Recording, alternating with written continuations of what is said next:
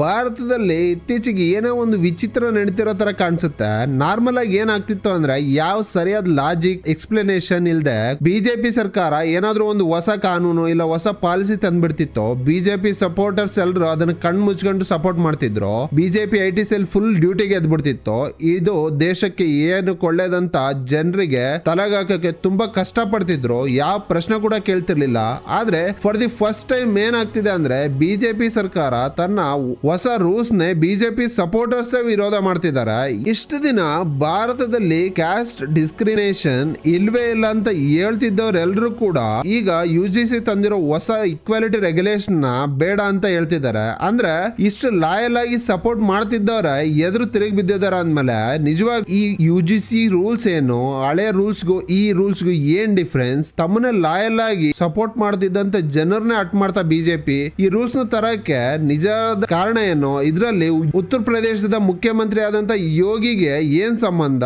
ಈ ಎಲ್ಲಾ ಪ್ರಶ್ನೆಗಳಿಗೆ ಆನ್ಸರ್ ಇವತ್ತಿನ ಈ ವಿಡಿಯೋದಲ್ಲಿ ನಾನು ಡೀಟೇಲ್ ಆಗಿ ಎಕ್ಸ್ಪ್ಲೇನ್ ಮಾಡ್ತೀನಿ. UGC ಅಂದ್ರೆ ಯೂನಿವರ್ಸಿಟಿ ಗ್ರಾಂಟ್ಸ್ ಕಮಿಷನ್ ಭಾರತದಲ್ಲಿ ಹೈಯರ್ ಎಜುಕೇಶನ್ ಸಿಸ್ಟಮ್ ಅಲ್ಲಿ ಜಾತಿ ಆಧಾರಿತ ಡಿಸ್ಕ್ರಿಮಿನೇಷನ್ ನ ಸಂಪೂರ್ಣವಾಗಿ ತೆಗೆದಾಕಿ ಎಲ್ಲರಿಗೂ ಈಕ್ವಲ್ ಟ್ರೀಟ್ಮೆಂಟ್ ಕೊಡಬೇಕು ಅಂತ ಹೇಳಿ ಒಂದು ಬಲವಾದ ಲೀಗಲ್ ಫ್ರೇಮ್ ವರ್ಕ್ ನ ಇಶ್ಯೂ ಮಾಡಿದ್ದಾರೆ. ಸಿಂಪಲ್ ಆಗಿ ಹೇಳ್ಬೇಕಂದ್ರೆ ಕೆಲವು ರೂಲ್ಸ್ ಅಂಡ್ ರೆಗ್ಯುಲೇಷನ್ ನ ಆಡ್ ಮಾಡಿದ್ದಾರೆ. ಈ ಆಂಟಿ ಡಿಸ್ಕ್ರಿಮಿನೇಷನ್ ರೆಗ್ಯುಲೇಷನ್ಸ್ ಈ ಹೊಸದಾಗಿ ಬಂದಿದ್ದಲ್ಲ, 2012ರಲ್ಲಿ UGC ಇಂಥ ರೂಲ್ಸ್ ನ ತಂದಿತ್ತು. ಆದ್ರೆ ಅವು ತುಂಬಾ ವೀಕ್ ಆಗಿದ್ವು, ಜಸ್ಟ್ ಸಲಹೆ ತರ ಅಂಡ್ ಮಾರಲ್ ಅಡ್ವೈಸ್ ತರ ಇದ್ವು. ಅದಕ್ಕೆ 2012ರ ರೂಲ್ಸ್ ನ ರೀಪ್ಲೇಸ್ ಮಾಡಿ ಈಗ 2026ರಲ್ಲಿ ಹೊಸ ರೂಲ್ಸ್ ತಂದಿದ್ದಾರೆ. ಅಂಡ್ ಇವು ಜಸ್ಟ್ ರೂಲ್ಸ್ ಅಲ್ಲ, ಇವು ಪೆನಾಲ್ಟೀಸ್ ಇರೋ ಕಾನೂನುಗಳು. ಅಸಲಿಗೆ ಈ ರೂಲ್ಸ್ ಯಾಕೆ ಬೇಕು ಅನ್ನೋ ಪ್ರಶ್ನೆ ನಿಮ್ಗೆ ಬಂದಿರಬಹುದು. ಕಾನ್ಸ್ಟಿಟ್ಯೂಷನ್ ಅಲ್ಲಿ ಈಕ್ವಾಲಿಟಿನ ಗ್ಯಾರಂಟಿ ಮಾಡ್ತಾ ಆರ್ಟಿಕಲ್ 14, 15, 17 ಬರ್ದಿದ್ದಾರೆ. ಆದ್ರೂ ಕೂಡ ನಮ್ಮ ದೇಶದಲ್ಲಿ ಡಿಸ್ಕ್ರಿಮಿನೇಷನ್ ನಡೀತಾನೆ ಇದೆ. ಅಂಡ್ ಈ ಡಿಸ್ಕ್ರಿಮಿನೇಷನ್ ಹೈಯರ್ ಎಜುಕೇಶನ್ ಕ್ಯಾಂಪಸ್ ಗಳಲ್ಲಿ ಜಾಸ್ತಿ ನಡೀತಿದೆ.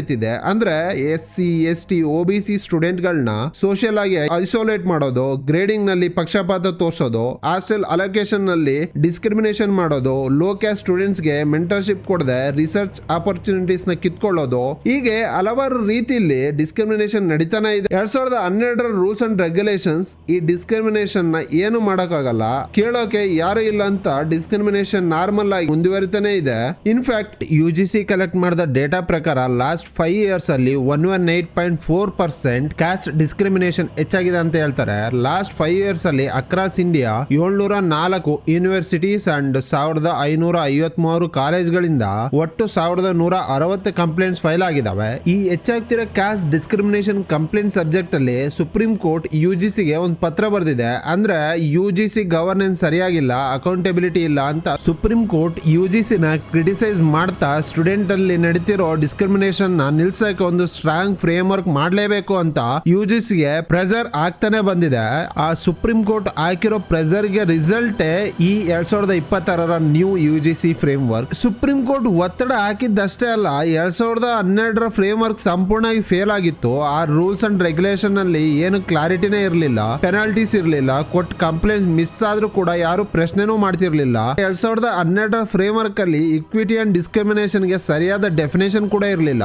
ಪೇಪರ್ ಮೇಲೆ ಮಾತ್ರ ಇದ್ದ ಈ ರೂಲ್ಸ್ ನಿಂದ ಡಿಸ್ಕ್ರಿಮಿನೇಷನ್ ಯಾವುದೇ ಲಿಮಿಟ್ ಕೂಡ ಇರಲಿಲ್ಲ. ಅದಕ್ಕೆ ಈ ಹೊಸ ರೆಗ್ಯುಲೇಷನ್ ತರಲಾಯ್ತು. 2026ರ ರೆಗ್ಯುಲೇಷನ್ ನಲ್ಲಿ ಮೇನ್ ಆಗಿ 3 ಇಂಟರ್ ಕನೆಕ್ಟೆಡ್ ಗೋಲ್ಸ್ ಇದಾವೆ. ಮೊದಲೇದು ಬಂದ್ಬಿಟ್ಟು ಕ್ಯಾಸ್ಟ್ ಡಿಸ್ಕ್ರಿಮಿನೇಷನ್ ನಡೆಯೋ ಮುಂಚೆನೇ ತಡೆಯೋದು. ಎರಡನೇದು ಬಂದ್ಬಿಟ್ಟು ಪ್ರೊಟೆಕ್ಷನ್, ಅಂದ್ರೆ ಒಂದ್ ವೇಳೆ ಕ್ಯಾಸ್ಟ್ ಡಿಸ್ಕ್ರಿಮಿನೇಷನ್ ನಡೆದ್ರೆ ಬಲಿಯಾದವ್ರನ್ನ ಪ್ರೊಟೆಕ್ಟ್ ಮಾಡ್ತಾ ಅವ್ರ ಡಿಗ್ನಿಟಿನ ಕಾಪಾಡ್ತಾ ಅವರಿಗೆ ಫುಲ್ ಸಪೋರ್ಟ್ ಕೊಡಬೇಕು. ಅಂಡ್ ಮೂರನೇದು ಅಕೌಂಟಬಿಲಿಟಿ, ಕಾಲೇಜ್ ಅಂಡ್ ಯೂನಿವರ್ಸಿಟಿಗಳಲ್ಲಿ ರೆಸ್ಪಾನ್ಸಿಬಿಲಿಟಿನ ಹೆಚ್ಚಿಸಿ ಲೀಡರ್ಶಿಪ್ ನ ಬಲಪಡಿಸಬೇಕು ಅಂತ.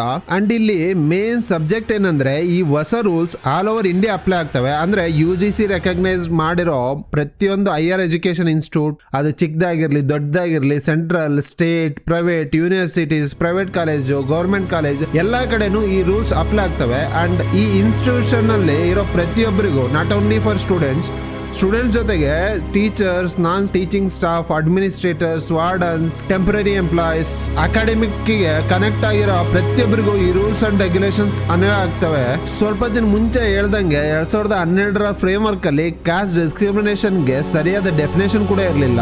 ಆದ್ರೆ 2026 ರೆಗ್ಯುಲೇಷನ್ ನಲ್ಲಿ ಡಿಸ್ಕ್ರಿಮಿನೇಷನ್ ಅಂದ್ರೆ ಏನು ಅಂತ ತುಂಬಾ ಕ್ಲಿಯರ್ ಆಗಿ ಡಿಫೈನ್ ಮಾಡಿದ್ದಾರೆ. ಅಂಡ್ ಈ ಹೊಸ ಫ್ರೇಮ್ ವರ್ಕ್ ಪ್ರಕಾರ ಪ್ರತಿಯೊಂದು ಇನ್ಸ್ಟಿಟ್ಯೂಟ್ ಅಲ್ಲಿ ಈಕ್ವಲ್ ಆಪರ್ಚುನಿಟಿ ಸೆಂಟರ್ಸ್ ಅಂದ್ರೆ ಇಒಸಿ ಸ್ಥಾಪಿಸಬೇಕು. ಅಂಡ್ ಈ ಇಒಸಿ ಸ್ಟೂಡೆಂಟ್ಸ್ ಗೆ academic, social and psychological support ಕೊಡ್ತಾ ಡಿಸ್ಕ್ರಿಮಿನೇಷನ್ ಕಂಪ್ಲೇಂಟ್ಸ್ ನ ರಿಸೀವ್ ಮಾಡಿ ಟ್ರ್ಯಾಕ್ ಮಾಡಬೇಕು. ಅಂಡ್ ಈ ಇಒಸಿಸ್ ಕೆಳಗೆ ಇಕ್ವಿಟಿ ಕಮ್ಯುನಿಟೀಸ್ ಇರ್ತವೆ ಅಂಡ್ ಎಲ್ಲಾ ಕಂಪ್ಲೇಂಟ್ಸ್ ನ ಈ ಕಮಿಟಿನೇ ಹ್ಯಾಂಡಲ್ ಮಾಡುತ್ತೆ.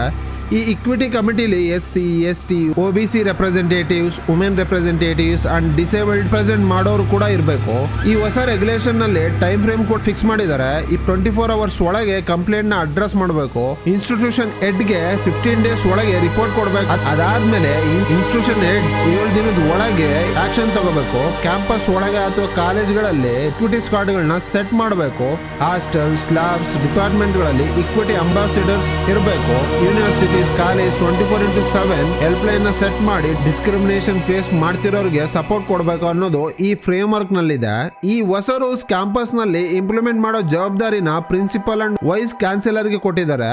ಇವರು ರೂಲ್ಸ್ ಅಂಡ್ ರೆಗ್ಯುಲೇಷನ್ ಫಾಲೋ ಮಾಡೋದು ರೆಗ್ಯುಲರ್ ಆಗಿ UGC ಗೆ ರಿಪೋರ್ಟ್ ಕೊಡಬೇಕು. ಹೈಯರ್ ಎಜುಕೇಶನ್ ಸಿಸ್ಟಮ್ ಅಲ್ಲಿ ಯಾರಾದ್ರೂ ಈ ರೂಲ್ಸ್ ಫಾಲೋ ಮಾಡದೇ ಇದ್ರೆ ಅವ್ರ ಮೇಲೆ ಆಕ್ಷನ್ ತಗೋತಾರೆ. UGC ಸ್ಕೀಮ್ ನಿಂದ ತೆಗೆದುಹಾಕಿ ಇನ್ಸ್ಟಿಟ್ಯೂಷನ್ ರೆಗ್ಯುಲೇಷನ್ ನ ಕ್ಯಾನ್ಸಲ್ ಮಾಡ್ತಾರೆ. ಈ ರೂಲ್ಸ್ ಅಂಡ್ ರೆಗ್ಯುಲೇಷನ್ ನ ಮುಖ್ಯ ಉದ್ದೇಶ ಏನಂತಂದ್ರೆ ಹೈಯರ್ ಎಜುಕೇಶನ್ ಇನ್ಸ್ಟಿಟ್ಯೂಟ್ ನಲ್ಲಿ SC, ST, socially and educated backward class and economically weak sections, persons with disabilities ಇವರಲ್ಲಿ ಯಾರ ಮೇಲೂ religion, race, gender, place of birth, caste, disability ಆಧಾರದಲ್ಲಿ ಡಿಸ್ಕ್ರಿಮಿನೇಷನ್ ಆಗಬಾರ್ದು ಅನ್ನೋದು. ಇಷ್ಟು ಫ್ರೇಮ್ ವರ್ಕ್, ಇಷ್ಟು ರೂಲ್ಸ್, ಇಷ್ಟು ಕಮಿಟೀಸ್ ನಿಜವಾಗ್ಲೂ ಬೇಕಾ ಅನ್ನೋದು ಡೌಟ್ ಎಲ್ರಿಗೂ ಇರ್ಬೋದು. ಆದ್ರೆ ನಿಮ್ಗೆ ದರ್ಶನ್ ಸೋಲಂಕಿ ಅಥವಾ ರೋಸ್ ವೆಮುಲಾ ಇವರಿಬ್ಬರು ಕ್ಯಾಸ್ಟ್ ಡಿಸ್ಕ್ರಿಮಿನೇಷನ್ ಇಂದಾನೆ ಆತ್ಮಹತ್ಯೆ ಮಾಡ್ಕೊಂಡು ಸತ್ತೋದ್ರು.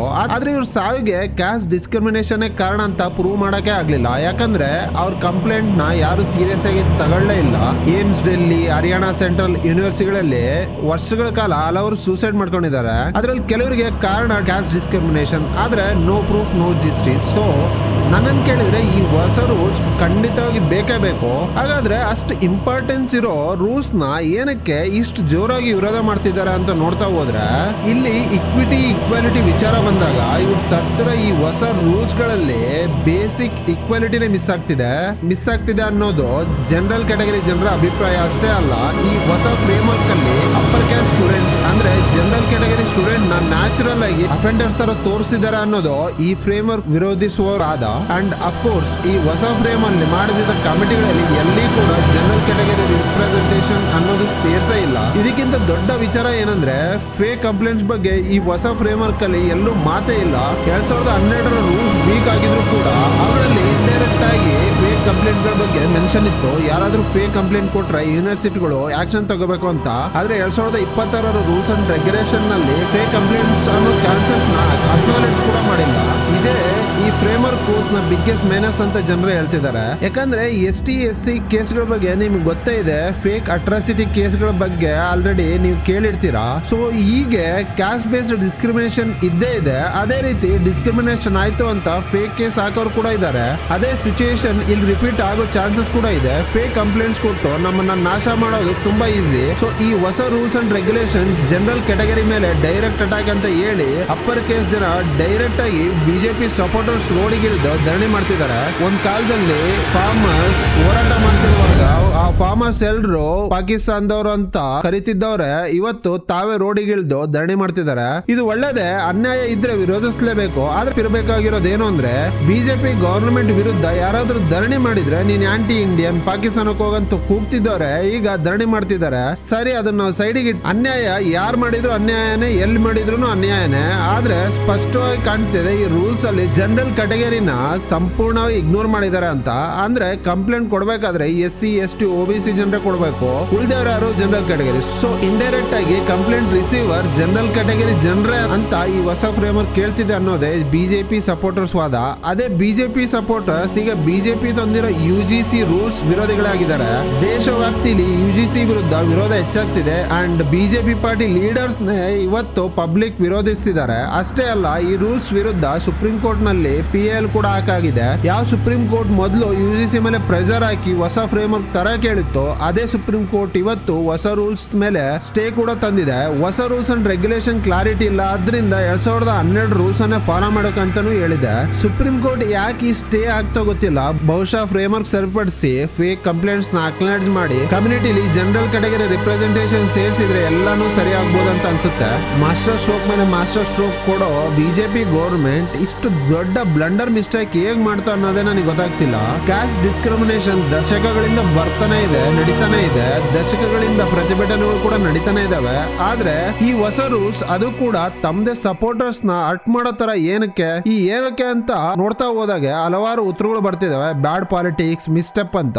ಆದ್ರೆ ತುಂಬಾ ಹೈಲೈಟ್ ಆಗಿ ಹೊರಗಡೆ ಮಾತಾಡ್ತಿರೋ ವಿಷಯ ಏನಪ್ಪಾ ಅಂದ್ರೆ ಉತ್ತರ ಪ್ರದೇಶದ CM ಯೋಗಿ ಆದಿತ್ಯನಾಥ್ಗೆ ಚೆಕ್ ಹಾಕೋಕೆ ಈ UGC ರೂಲ್ಸ್ ತಂದಿದ್ದಾರೆ ಅಂತ. ಯಾಕಂದ್ರೆ ಯೋಗಿ ಮತ್ತೆ CM ಆಗೋ ಚಾನ್ಸ್ ಇದೆ. ಈಗಾಗಲೇ ಹಲವರು ಯೋಗಿನ ನೆಕ್ಸ್ಟ್ PM ಅಂತಾನೂ ಕರೀತಿದ್ದಾರೆ. 3ನೇ ಬಾರಿ CM ಆದ್ರೆ PM ಆಗೋ ರೇಸ್ ಕೂಡ ಬರ್ತಾರೆ ಅನ್ನೋದು ಕೆಲವರ ಅಭಿಪ್ರಾಯ ಆಗಿದೆ. ಹಾಗಾಗಿ ಯೋಗಿನ PM ರೇಸ್ ಇಂದ ದೂರ ಇಡೋಕೋಸ್ಕರ, ಮುಂದಿನ ಬಾರಿ CM ಆಗದಂತೆ ತಡೆಯೋಕೋಸ್ಕರ, ಉತ್ತರ ಪ್ರದೇಶದಲ್ಲಿರೋ ಜನರಲ್ ಕ್ಯಾಟಗರಿ ಜನರನ್ನ ಕೆರಳಿಸೋಕೋಸ್ಕರ ಈ UGC ರೂಲ್ಸ್ ಅನೌನ್ಸ್ ಆಗ್ತಿದ್ದಂಗೆ ಹಾರ್ಡ್ ಕೋರ್ ಬಿಜೆಪಿ ಸಪೋರ್ಟರ್ಸ್ ಕೂಡ ರಸ್ತೆಗಿಳಿತಾರೆ. ನಾವು ಬಹಳ ವಿಡಿಯೋಗಳು ನೋಡಿದೀವಿ. ಫ್ಲಾಗ್ ಗಳನ್ನ ಸುಡ್ತಿದ್ದಾರೆ, ಕಾರ್ಗಳ ಮೇಲೆ ಫ್ಲಾಗ್ ಗಳನ್ನ ಕಿಸೆಸಿದ್ದಾರೆ, ಇಂಥದ್ದೆಲ್ಲ ಮಾಡ್ತಿದ್ದಾರೆ. ಅದೇ ರೀತಿ ಉತ್ತರ ಪ್ರದೇಶದಲ್ಲೂ ಬಿಜೆಪಿ ವಿರುದ್ಧನೇ ವಿರೋಧ ಶುರುವಾಗಿದೆ. ಅಂಡ್ ಅಲ್ಲಿ ಬಿಜೆಪಿಗೆ ವಿರೋಧ ಮಾಡೋದು ಅಂದ್ರೆ ಡೈರೆಕ್ಟ್ ಆಗಿ ಯೋಗಿ ಆದಿತ್ಯನಾಥ್ಗೆ ವಿರೋಧ ಮಾಡೋದು. ಬಟ್ ಒಂದಂತೂ clear, BJP and Yogi Adityanath ಮಧ್ಯೆ ಏನೋ ನಡೀತಿದೆ. ಈ ವಿಡಿಯೋ ಇಷ್ಟ ಆದ್ರೆ ಲೈಕ್ ಮಾಡಿ, ಶೇರ್ ಮಾಡಿ, ಸಬ್ಸ್ಕ್ರೈಬ್ ಮಾಡೋದು ಮಾತ್ರ ಮರಿಲೇಬೇಡಿ.